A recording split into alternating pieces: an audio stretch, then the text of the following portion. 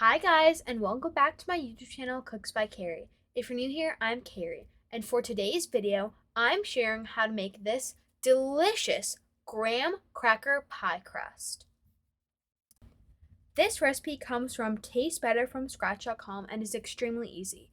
I did notice that it was actually almost the same thing to the recipe on the graham cracker um, box. So really, this recipe, it seems like a lot of the recipes may be pretty similar, just to note. And for this recipe, all you're gonna need are graham cracker crumbs, granulated sugar, and butter. Now, at my local Giant, which is just, like a generic grocery store, I actually found graham cracker crumbs in my baking aisle. So you might want to check your local grocery store's baking aisle to see if you have any. But if you don't have them, you can just crush some sheets of graham crackers. So either will work. So this recipe only called for 6 tablespoons of butter.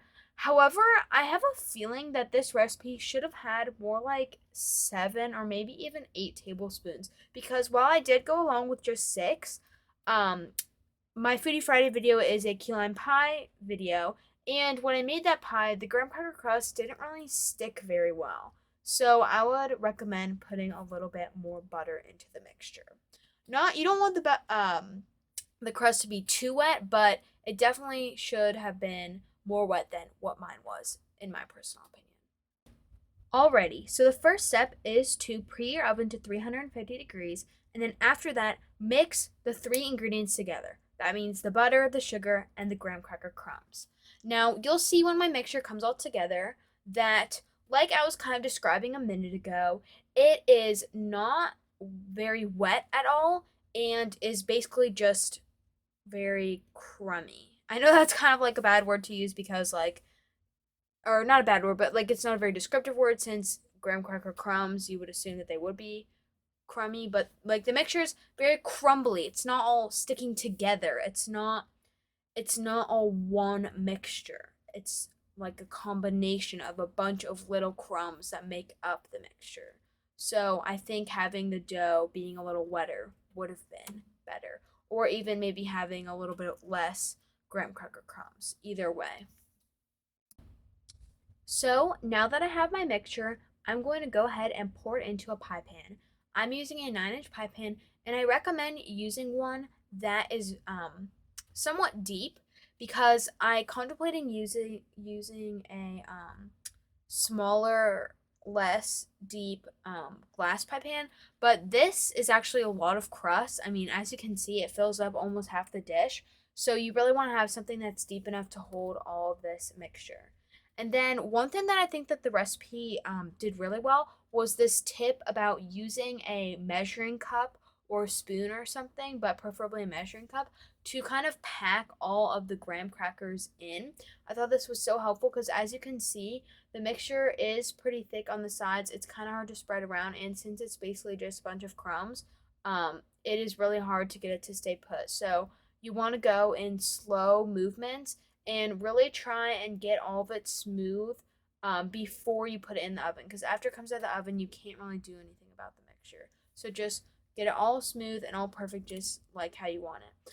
Now, I feel as if there was a little bit more butter, this would have been a little bit easier to do with your hands and a little bit easier to mold. So that's why I'd recommend doing like maybe a tablespoon more. And the last step here is to pop it into the oven at your preheated oven that was set to 350 degrees for 10 minutes. Now, for me, even with my wonky oven, 10 minutes was perfect.